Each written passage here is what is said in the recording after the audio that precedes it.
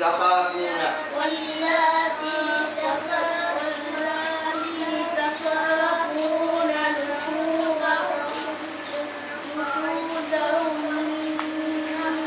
فعظوهن واهجروهن في المضاجع